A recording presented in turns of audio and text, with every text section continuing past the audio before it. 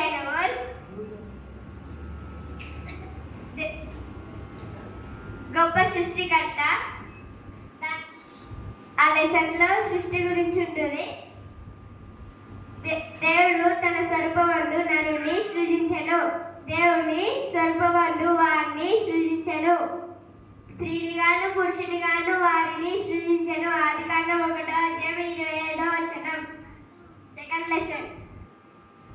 Second lesson ఏమి? అత్యంత గొప్ప సమస్య.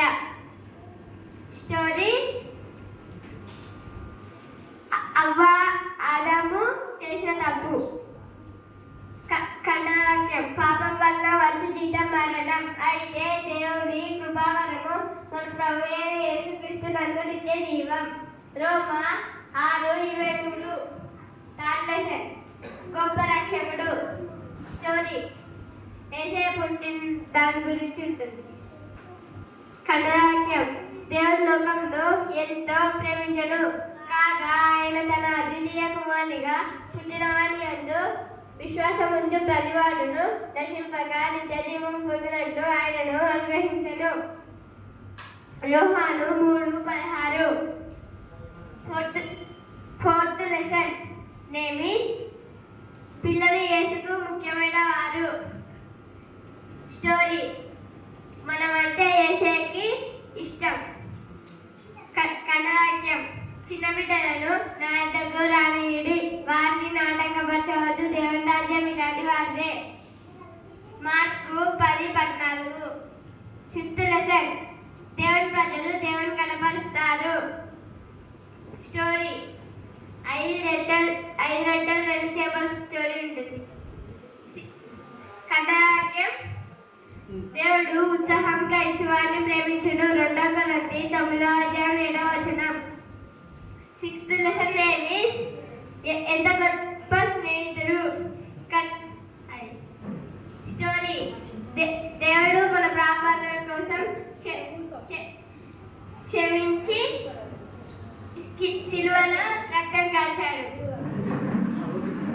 ఖండవాక్యం: యేసు ప్రభు అని నీ నోటితో ఒప్పుకొని దేవుడు ఆయనను మృతుల నుండి ఆయనను లేపెనని నీ హృదయమందు విశ్వసించిన ఎడల నీవు రక్షింపబడుదువు. రోమా 10:9.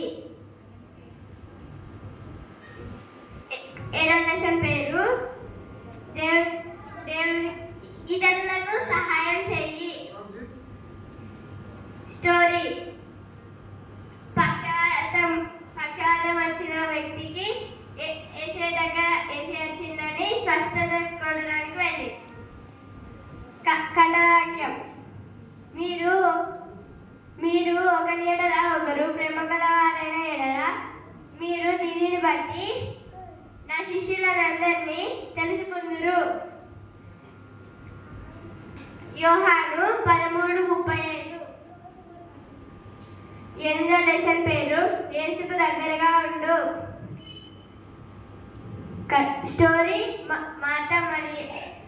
లాజరు చనిపోయిన తర్వాత మార్తా మరియలు యేసయ్యను పిలిస్తే మరియనేమో దగ్గరగా ఉంటుంది, మార్తనేమో ఏదైనా పనులు చేసుకుంటుంటది.